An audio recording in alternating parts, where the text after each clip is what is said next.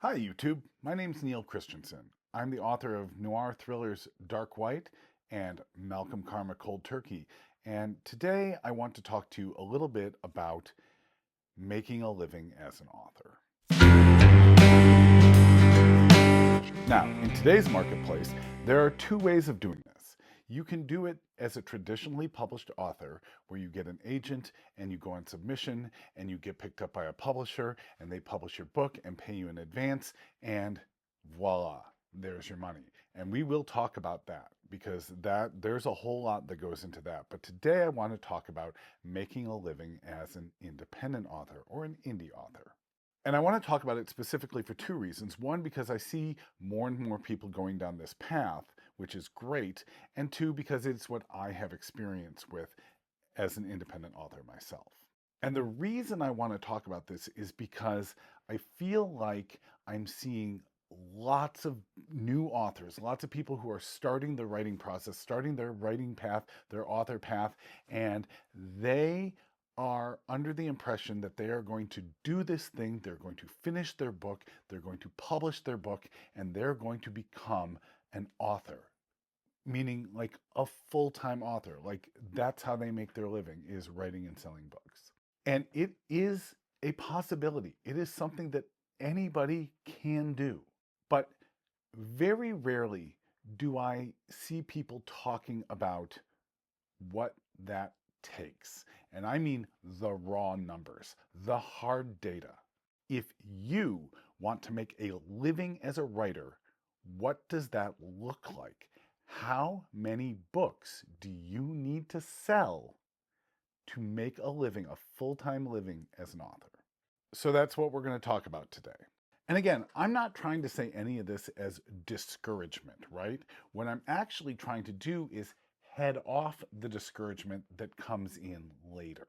Because let me tell you, myself included, so many authors get to the point where their book is out and they are trying to market it and trying to sell the book, and it hits them like a ton of bricks. The reality of it really starts to set in, and they get discouraged and they think about giving up. And I don't want anybody to give up. I just want us to go into it with a realistic idea of what it is that we're talking about accomplishing. So, where do we start with numbers? Well, I think in terms of talking about being a full-time author and discussing what that means and what that looks like, first we need to know, how much money does that mean? How much money does it mean to make a living doing something? Now, this can be different for every person, every different lifestyle, every different demographic, where you live, the cost of living where you live. But we're just going to work with some averages here, okay? Because that way it applies to the most people. So looking at averages, or in this case, median, okay? Median individual income. And if you need a refresher, median is the middle, meaning that there's an equal number of earners on one side as there are on the other. It's not the same as mean or average, where you take all of the numbers, add them together, and divide by the total amount.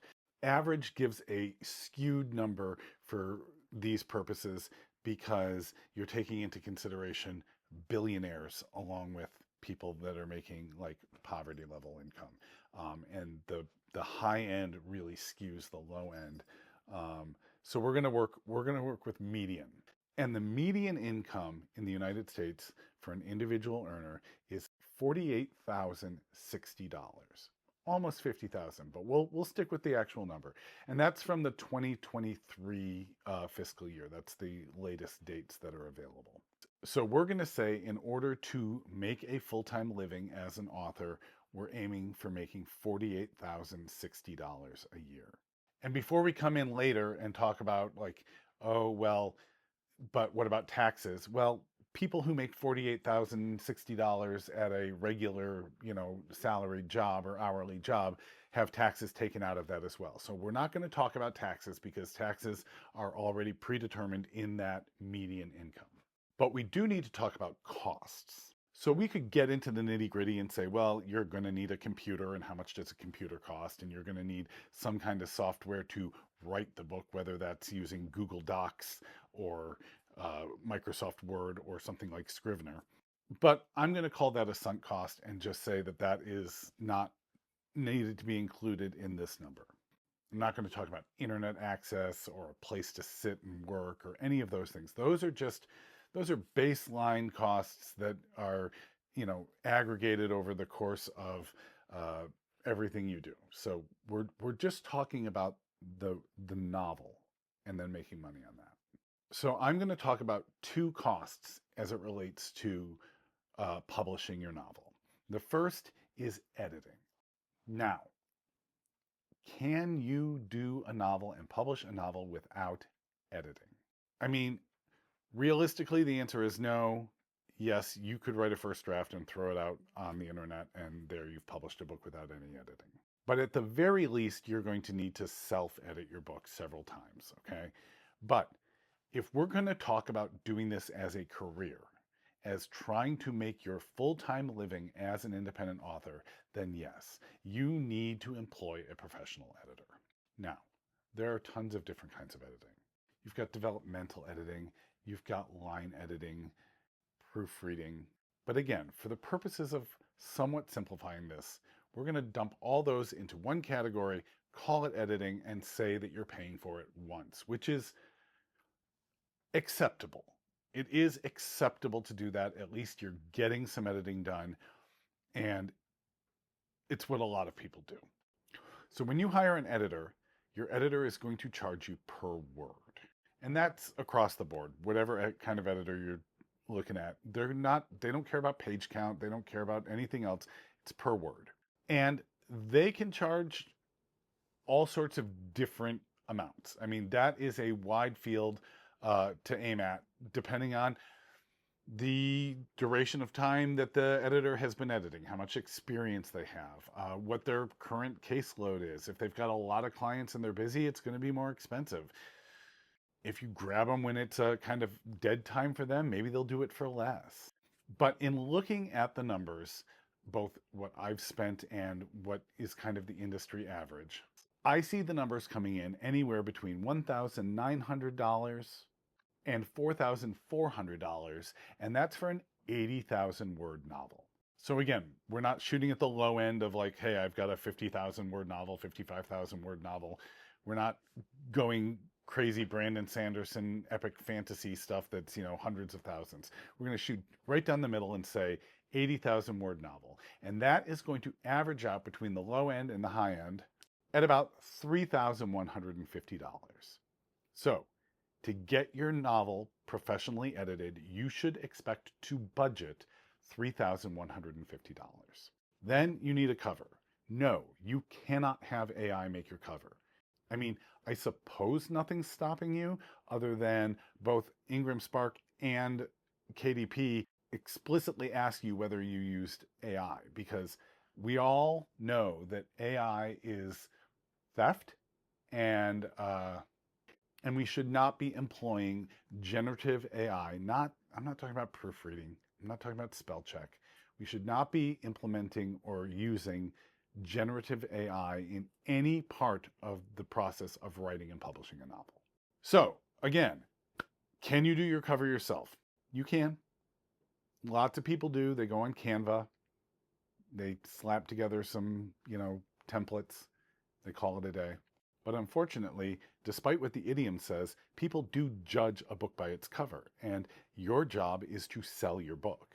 Your job is to sell as many copies as you can. So you need a cover that is going to attract the attention of your buyer. And I'm sorry, but your Canva built cover is not going to do that. So you should plan on using a professional cover designer, or at least a professional artist, to create you a piece of art to put on your cover so that you have the best chance of getting people's attention and selling them your book. So what does a cover cost? Again, this is going to be wild in variation depending on where you go, the quality of the artist you get, all of those things. But I will tell you, I spent $500 on my cover for my latest book, and that feels about average. Okay, so we're budgeting $500 for cover design. The last thing that you want to consider is your formatting. Now, if you're an indie author and this is something that you feel comfortable doing, okay? I do my formatting myself, but I did have to pay for software to make that process smooth and give me a result that didn't cause problems later in the process. So I use Vellum because I'm on a Mac and it's wonderful and it costs, I think, around $200. Okay. But again, that can then be spread across all the future novels that you write in terms of a cost. We are going to add it in here just because we're talking about getting started, but throw in that $200. You can also use Atticus if you're on Windows, and I think that that's a little cheaper even. I think it's like $150. Guys, it's worth it. Like, don't try to do this by hand. Get the software. It's going to save you so much grief in the long term. All right, so we add all those costs together, and then we add that to our annual income so that we are taking care of covering those costs in the income we're making on our book sale. So when we add all that together, we get a total figure, a gross of 51,000, what is it? $51,710. That's our target. That's what we're looking to make per year in book sales.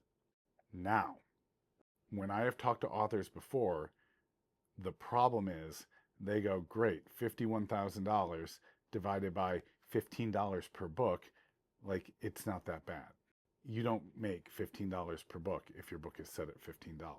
So let's talk about what we get, what our royalties look like in independent publishing, depending on what format we're publishing and what avenue we go to publish. Most people starting out in the independent publishing world go to Amazon. They just do. And it makes sense for two reasons. One, Amazon is by far the biggest distributor of books and seller of books in the country, so you want to go where the market is. And two, Amazon's royalty rate, the amount of money they pay you per book sold, is higher than everywhere else that you could go. But what do those numbers look like? Well, let's talk about my most recent book, Malcolm Karma Cold Turkey. And let's talk about first the paperback edition. So I sell the paperback for Malcolm Karma Cold Turkey on Amazon for $14.99. Amazon tells me that it costs me $3.62 to print it. And then they hide some shipping in there somewhere too. And of course, their profit margin. But I get a royalty rate of 60%, which is way better than you're going to see anywhere else. So what that means is that for every paperback that I sell on Amazon of Malcolm Karma Cold Turkey, I make $5.38. For Kindle, the royalty rate is higher. It's a 70% royalty rate. And some people do decide to charge the same for their Kindle book as they do for the paperback, but I'll tell you, the market doesn't like that. So I set my Kindle price at $2.99, which means that for every Kindle copy of Malcolm Karma Cold Turkey that I sell, I make $2.05. So I make more on a paperback sale, but at least in my experience, I sell more Kindle copies than I do print copies.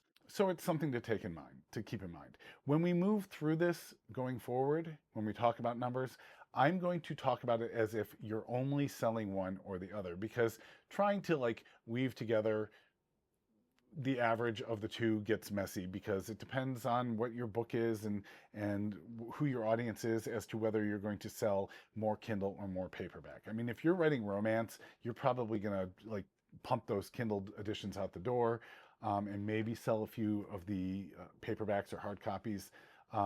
And, you know, if you're like me, you know, maybe you see more paperback sales. It really depends. So we're just going to talk about each of these as if they're an individual standalone. So let's go back to that number, $51,710. That's what we need to make per year in order to call ourselves a full-time writer. So at a royalty of $5.38 per paperback, I would need to sell 9,612 paperback copies in a year. Or so that I would have monthly income, it would need to be more like 801 books per month. That's the same number. I just divided it by 12. So 801 books per month, okay, every month, in order to have that money coming in on a regular basis to pay the rent, pay the electricity, pay all of those things. If we look at it from the Kindle's point of view, I would need to sell 24,484 books per year or 2,041 books per month. Now, remember, that gives us 1 year's income. If we're talking about being a full-time author, then we have to do this every year. Every month of every year, ad infinitum, moving forward. These are the numbers. Now, of course, you're going to keep writing books, right? And next year, there'll be 2 books available. And next year after that, there'll be 3 books available, hopefully. And as you build up that back catalog of books, this job becomes easier and easier because someone reads one of them and goes, oh, I like this author. I'm going to go and read their other books. If it's a series, they'll be like, oh, great, there's a whole series of these. I can just go back from the beginning and read the whole thing. So it does become easier to make those numbers as you have more books. But since we're all just getting started here, right? That's why it's important to keep these numbers in mind so that in that first year that you're published, you're not getting discouraged because you're not able to like quit your job and be an author, okay? These are big numbers. But maybe you don't want to just be on Amazon. Maybe you want to see yourself in Barnes & Noble or your local independent bookstore. Well, there's 2 things I have to say about that. First is, in order to get into those places, you need to publish through IngramSpark. And I'm going to be really clear here because there are people that are going to come on and tell you that there are other platforms that can do this for you. Platforms like Draft to Digital. And I am going to tell you, as a person who knows people that were like, I'm leaving IngramSpark, I'm going to Draft to Digital, this is going to be my savior. It doesn't work. You can't do it. Because whatever they say in their marketing, the fact of the matter is, when you go to Barnes & Noble, when you go to your local independent bookstore, the very first question they are going to say is, can I get your book on Ingram's catalog? Now, we could do a whole video, and we probably will, about Ingram and IngramSpark and how they're the same and how they're different. But what it comes down to is that bookstores buy from the Ingram catalog. And as an independent author, the only way for you to get on the Ingram catalog is to publish through IngramSpark. So what does that look like? Well, the positive news I have is that while Ingram used to charge for uploading your book, they don't anymore. So just like with KDP or any good, respectable publishing platform, it does not cost you money to publish your book. The bad thing is that, one, your royalty rates are going to be way lower. Like Ingram's rates are way lower than over on KDP. And 2, publishing on Ingram, even if you do it through trad, does not guarantee you a spot in a physical bookstore. The publishing industry puts out thousands of books per year, and no bookstore can carry all of them. So even if you're trad published, or you're an indie publisher and go through IngramSpark, there is no guarantee that you are going to get shelf space in any bookstore. You are going to have to fight for that. You are going to have to reach out and market yourself to the bookstores. You're going to have to beg and plead for them to carry a copy of your book. Is it worth it? Of course it is. I mean, that's our dream, right? To walk into a bookstore, a physical brick and mortar bookstore, and find your book on the shelf available for sale. That's what we're all shooting for. But I just want to be really realistic about what that takes and what that means. You're not going to publish and then go to your bookstore and find your book. Okay, so now let's talk about the numbers. Again, we're going to use Malcolm Karma Cold Turkey as our example. Again, the paperback is listed at $14.99. My royalty on that is $2.29 per book. That means in order for me to make that living that we were talking about before, I would need to sell 22,581 books per year, or 1,882 books per month. Now, the difference here, and this is what makes it even more difficult with Ingram, is if I publish on KDP, then when I am marketing, I am marketing to my readers. I am going and saying, hey, readers, I've got this new thriller out. You should go pick it up. It's really fun. It's exciting. There's twists and turns, morally gray characters. You're going to love it. And if I can get them to go to Amazon via the link and buy a copy of the book, I've sold a copy of the book. Now, with Ingram, it's a little bit different.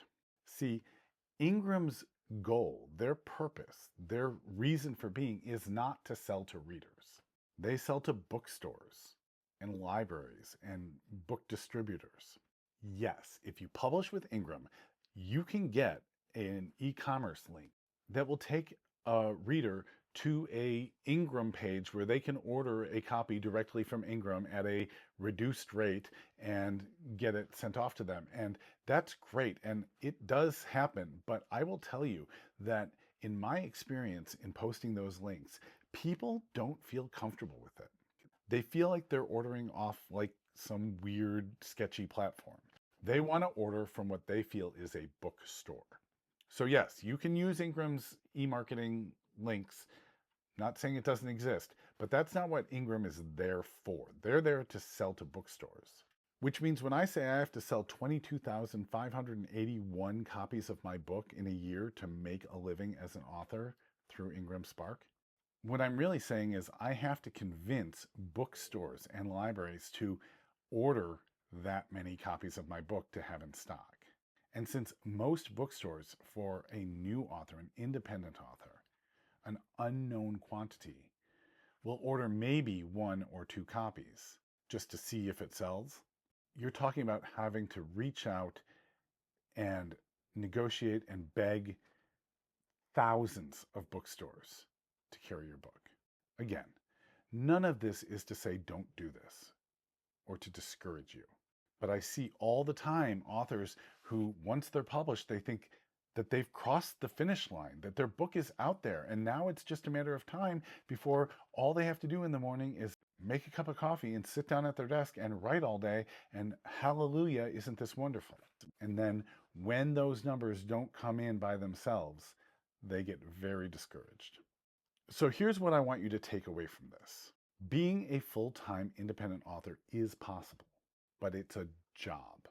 It's a grind. You gotta really put your back into it. Also, it's going to be really hard to do it off one book. I know authors that have told me that they didn't start being able to reliably make a monthly income on their books until they had 15 books published. And the number I hear the most often is that you're not even going to see a reliable, regular income of any sort until you have at least 3 books. 3 books seems to be the magic number for people. Like, you get 3 books, you're still grinding it out, you're still marketing every day, but then you start to see that income coming in. Not enough to live on yet, but it's coming in. Also keep in mind that that $51,000 that we talked about, that doesn't include your health insurance. So unless you have a partner that is providing you health insurance through their job, you're going to have to pay for health insurance out of that money. So what do people do then that aren't selling thousands of books a year or hundreds of books a month? How are they able to be full-time authors and do that as their job without someone else supporting them? Well, there's other ways to capitalize on the talent, the creativity that goes into being an author. First of all, do live events. Go and do book signings. Are you going to make enough at book signings in order to live on? No, but it really does create loyalty when people feel like they've met the author. If they like your book and they've met you and you signed their book for them and they've had a 5-minute conversation with you, they're going to keep you in the front of their head and they're going to buy every time you release a book. So live events are really important. Libraries. Like bookstores, libraries will order direct from IngramSpark or from Ingram, the Ingram catalog, and they'll order usually 2 or 3 copies of a book. And if it gets checked out a lot, they'll order more. And libraries and librarians love authors. They want to support you. Lastly, I think that it's worth mentioning the idea of speaking engagements. This is hard to do right at the beginning, but as you build up, people will pay you to come and speak to groups about writing. If you're writing nonfiction, speak to groups about your subject. Also, you can do speaking on places like YouTube here. Make videos about the things that are important to you, the process of writing. Are you a plotter? Are you a pantser? Do you listen to music? Let's talk about the music that you can listen to. Let's talk about like ways of plotting out books, note cards versus outlines. These are things that get people's attention. It draws attention to you, your author brand, and your books, but it also can pay you. People need this information. They'll come, they'll listen to you, and you get paid by YouTube. Patreon is another great thing for authors, okay? Offer a free tier on Patreon so that people can get something special, okay? For me, it's the special edition of Malcolm Karma Cold Turkey. If you sign up for my Patreon, the free version or the paid version, you get access to buying the special limited edition.